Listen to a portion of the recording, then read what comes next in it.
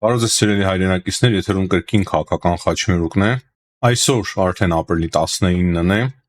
երևի վաղը եւ մյուս օրը հաղորդում մենք այլևս չունենանք տոնական օրերի պատճառով, բայց հիմա որոշեցի այնուամենայնիվ գրել ձեզ համար մի կարևոր հաղորդում, քանի որ քննարկելու իրոք շատ կարևոր հարցեր են կուտակվել։ Եթե լինեն շտապ ինչ-որ էլի հարցեր, մենք անպայման կփորձենք միանալ եւ այդ հարցերը եւս քննարկել։ Հավանդաբար սկսում ենք Հայաստանից,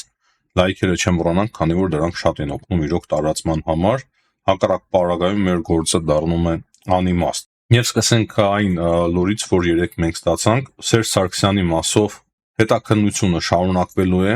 կատարանի արդարացնող որոշումը բեկանվել է արդեն, այդ մասին հաղորդում է Հայաստանի գլխավոր դատախազությունը։ Գիտեք նաև վերջին շրջանում նաև հստակ որոշումներ կան ապօրինի գույքերի հետ կապված պաշտոնյաների մասով, եւ սա նշանակում է մեկ բան, որի մասին մենք խոսում էինք կարծես թե երեկվա մեր հաղորդման ընթացքում, որ Հայաստանի իշխանությունները ուղղակի այլ կերպ չեն կարող վարվել, չնայած որ Փաշինյանը հայտարարում է, որ այդ թավշյա մոտեցումը շարունակվելու է, այս մենք հասկանում ենք, որ դա մեծ աղետներ է բերելու Հայաստանին։ Ես ամենայն անկեղծությամբ չարամիտ մարդ չեմ եւ չեմ ցանկանում ոչ մեկին վատը եւ չեմ ցանկանում, որ մարդիկ նստեն բանտերում կամ այլ խնդիրներ ունեն օրենքի հետ կապված, բայց այստեղ այն պահն է, շատ կարեւոր է սա հասկանալ, որ եթե հանցագործները չպատժվեն եւ կապ չունի դա Հայաստանի նախկին նախագահներն են թե այլ պաշտոնյաներ, եթե հանցանք է տեղի ունեցել կոնկրետ եւ եթե հանցավորները չպատժվեն, ապա մենք չենք կարող ունենալ նորմալ կայացած պետություն, անկախ պետություն, ամենակարևորը անկախության կորուստ ունենանք միանշանակ, կշարունակի Հայաստանը դառնալ օտար երկրի վասալ եւ ինչին որ հասանք 30 տարիների ընթացքում բոլորը շատ լավ գիտենք, հիմա շատ ավելի վատ ճակատագիր է սպասվում Հայաստանին եւ հայ ժողովրդին, եթե իհարկե այդ բոլոր հանցագործները չպատժվեն եւ բոլորը չհամոզվեն, որ Հայաստանում հնարավոր է արդարադատություն։ Եթե շարունակվի այնպես ինչպես որ կա, այսինքն բոլորը համոզված են, որ արդարադատություն չկա, կարող ես թալանել, անել ամեն ինչ եւ ոչ մի խնդիր չես ունենա, ապա դա պետության կործանումն է։ Հետևաբար ես կողմնակից եմ նրան, որ անպայման պատիժ կրեն բոլոր այն անձինք, ովքեր որ թալանել են երկիրը եւ նրանց հնարավորություն չտրվի վերադառնալ քաղաքականություն, բայց մեկ կարևոր բայց կա եւ այդ բայցը կայանում է նախքին արդեն սխալները եւ փորձերը տեսնելու վրա,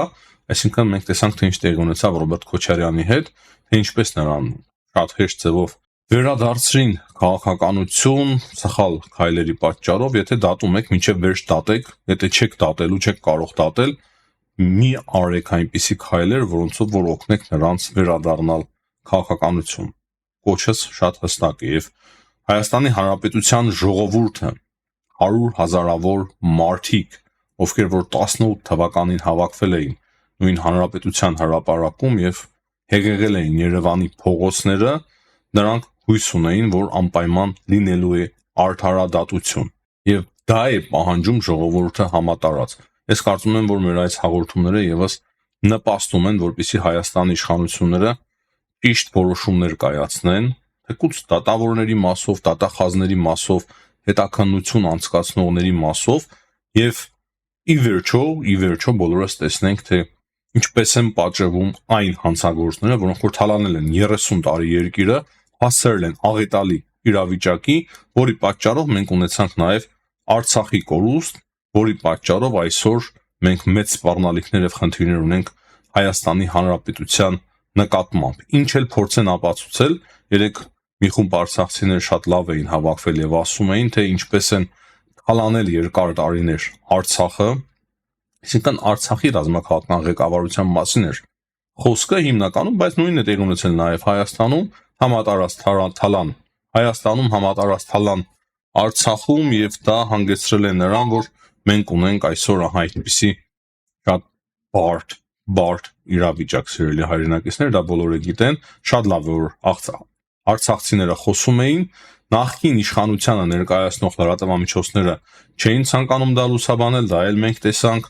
թե ինչպես էին Զահրու Մարյանին հետո խոսք տալիս, որ նա փորձեր արդարանալ ինչ-որ հայտարարություններ անել, այսինքն այդ ամենը բոլորի համար շատ պարզ է, այդ ամենը ինչ տեղի է ունեցել նորմալ յուրաքանչյուր հայ մարդու համար զզվանք է առաջացնում, սուտի հայրենասիրության էջը փակվել է, մենք էլ նախկինում սուտի հայրենասերների հայտարարություններով էին խապված, բայց հիմա տեսանք, թե ինչ տեղի ունեցավ իրականում եւ որն է իրականությունը։ Վաղուց պետք էր արթնանալ այդ հեքիաթային երազից, որը որ ոչ մի կապ չուներ իրականության հետ, այլ մոտեցնում էր ամեն օրով մեր կործանումը։ Խոսում էինք ամենամարտունակ բանակի մասին, որ Հայաստանի բանակը ամենամարտունակ բանակն է եւ ուրիշ շատ հեքիաթներ էին խոսում, բայց մենք հիմա հստակ հասկանում ենք, թե ինչ իրավիճակում էր մեր տնտեսությունը, ինչ ահռելի մասշտաբի էր թալանը համատարած եւ ինչ իրավիճակում էր գտնվում բանակը այդ թալանի եւ տնտեսական կոլապսի պատճառով եւ այնինչ տեղի ունեցավ, հստակ մենք հասկանում ենք, թե ովքեր են այդ ամենի մեղավորը եւ չպատժել այդ ամենի մեղավորներին, դա նշանակում է նաեւ այն, որ մենք չենք հարքում մեր սուրբ նահատակների հիշատակը, որոնք որ գնացին եւ զոհվեցին այդ ամենի բացակայության պատճառով, ցավոք սրտի հանուն հայրենիքի, բայց այն ամենի բացակայության պատճառով, որը որ մենք պարտավոր էինք ունենալ, որպեսզի ունենայինք պաշտպանված երկիր, պաշտպանված բանակ, պաշտպանված հասարակություն եւ ապահով հասարակություն։ Եվ սա է պատճառը, որ իրոք պետք է պատժվեն բոլոր հանցագործները։ Ինչքան էլ մենք հումանիստ լինենք, եթե շարունակենք թույլ լինել եւ հումանիստ լինել, ապա հստակ պետականության կորուստ է մեզ սպառնում։ Անցնենք այլ կարևոր հարցերի եւ սկսենք նրանից, որ Ադրբեջանի պաշտպանության նախարարությունը կրկին ապատեղեկատվություն է տարածում հայ-ադրբեջանական սահմանի վերաբերյալ, մի երկու օր խաղաղվել էին, հանգստացել էին, երևի համոզվել էին, որ բանակցությունները Իրանի եւ Ամերիկայի Միացյալ Նահանգների միջև դրական արդյունք է տալիս, բայց հիմա երևի նոր պատկերացումներ ունեն, հիմա Նարիշկինն էլ էր այցելել Բաքու, քննարկում էին իրենց հատուկ ծառայությունների միջև փոխգործակցությունը։ Ես պատկերացնում եմ, թե ինչեր են քննարկել Նարիշկինի հետ ադրբեջանցիները ընդդեմ Հայաստանի, ուղղակի կարելի է երևակայել եւ հստակ պատկերացնել։ Եվ պատահական չէ, որ Ադրբեջանը կրկին սկսել է տարածել ապատեղեկատվություն հայ-ադրբեջանական սահմանի վերաբերյալ։ Միանշանակ համոզված եմ, որ Ռուսաստանի Դաշնությանը ձեռնտու չէ, որ Հայաստանի եւ Ադրբեջանի միջև կնքվի խաղաղության պայմանագիր, այսինքն միանշանակ դիրքերը Ռուսաստանի Դաշնության թուլանալու են հարավային Կովկասում, այդ կոնֆլիկտը ինքնին ստեղծված էր Լեռնային Ղարաբաղի կոնֆլիկտը, որպեսզի հեշտ վերահսկեն հարավային Կովկասը։ Լեռնային Ղարաբաղում, Վրաստանի նաև օկուպացված շրջաններում հենց դրա համար էլ այդ կոնֆլիկտները ձևավորվել էին։ Եվ Ռուսաստանը բնականաբար չի ցանկանա, որ ադրբեջանցիները եւ հայերը կարողանան կնքել խաղաղության պայմանագիր։ Դա նաև կարևոր է անդրադառնալ այն փաստին, որ երեկ էլ ենք մենք այս մասին խոսել, Մեծ Բրիտանիայի դեսպանը այցելել էր Սյունիք, եւ այնտեղ նա նաև հանդիպում է ունեցել Եվրամիության դիտորդական առաքելության ներկայացուցիչների հետ, չափազանց կարևոր է այդ հանդիպումը, եւ դեսպանը նշել է, որ ինքը հանդիպում է չափազանց կարևոր հանդիպում է ունեցել Եվրամիության դիտորդական առաքելության ղեկավարության հետ, ու նշում է, որ Սյունիքի ժողովուրդը ունի իրավունք խաղաղ պայմաններում աշխատելու եւ ապրելու։ Չափազանց կարևոր հայտարարություն է։ Մեծ Բրիտանիայի դերը ընդհանրապես ես կարծում եմ, որ շատ կարևոր է Հայաստանի համար, եւ հիմա, քանի որ Մեծ Բրիտանիայի քաղաքականությունը կրկին նշեմ, սկսում է համահունչ դառնալ Եվրոպական միության քաղաքականության հետ, չափազանց կարևոր է, որ մենք օգտվենք այդ առիթից եւ ավելի շատ սկսենք ներգրավել Մեծ Բրիտանիային հայ-ադրբեջանական նաև կոնֆլիկտի կարգավորման մեջ։ Մենք գիտենք, թե Ադրբեջանը ինչ լավ եւ սերտ է աշխատել Մեծ Բրիտանիայի հետ, գիտենք նաև սխալ քայլերը Մեծ Բրիտանիայի, որոնք որ խնդիրներ էին ստեղծում մեզ համար, բայց դա մեր չաշխատելու պատճառով էր, այդ 30 տարիների ընթացքում մենք ոչինչ չէինք արել, որ Մեծ Բրիտանիայի հետ մեծ հաշվով նորմալ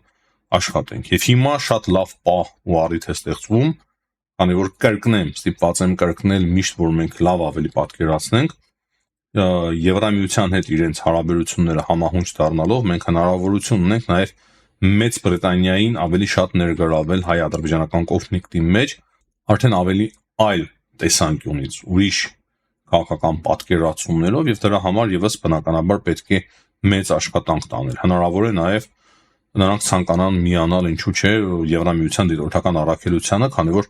Կանադան օրինակի համար ներկա է, եւ ոչ միայն Կանադան, այսինքն անպայման պարտադիր չէ, որ լինես Եվրամիության մաս,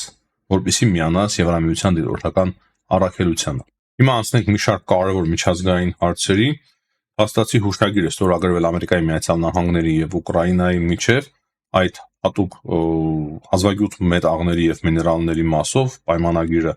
մի փոքր ուշ է ստորագրվելու, ինչպես հայտնում է Թրամփը կարծես 24-ին, ապրիլի 24-ին այդ փաստաթուղթը ստորագրվելու Ուկրաինայի եւ Ամերիկայի Միացյալ Նահանգների միջև։ Եվ շատ կարևոր կետեր կան այդ փաստաթղթի մեջ, նախնական ստորագրված փաստաթղթի մեջ, որ կողմերը պետք է ընդհանուր ջանքեր գործադրեն եւ ներդրում կատարեն անվտանգության եւ ինքնիշխանության մեջ Ուկրաինայի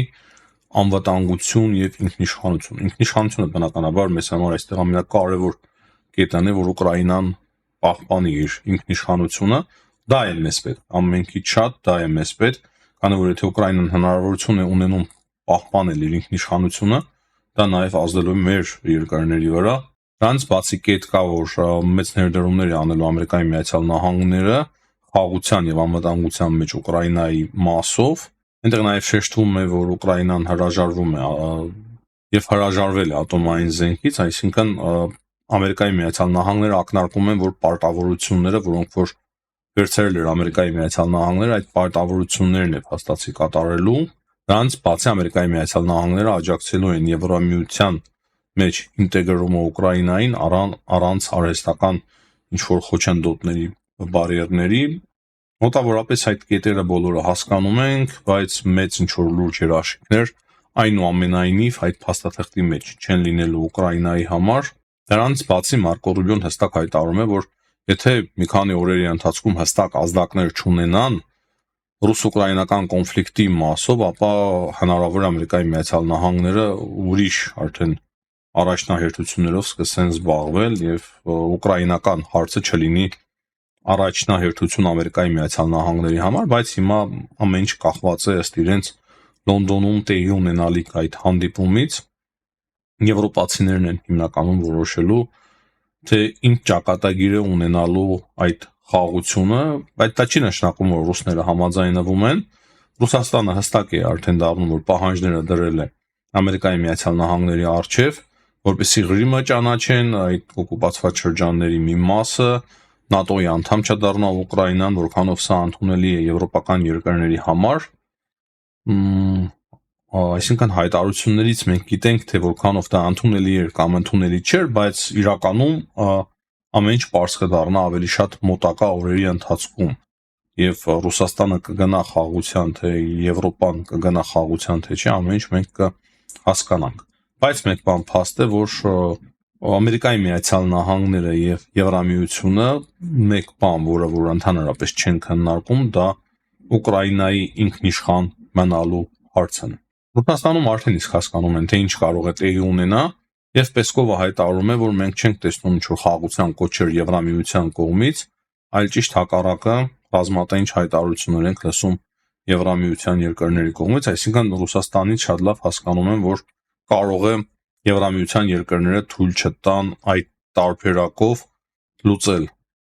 ռուս-ուկրաինական կոնֆլիկտը, որով որ Ռուսաստանի ձեռքերում է մնալու Ղրիմը եւ բազմաթիվ այլ գրավված տարածքներ։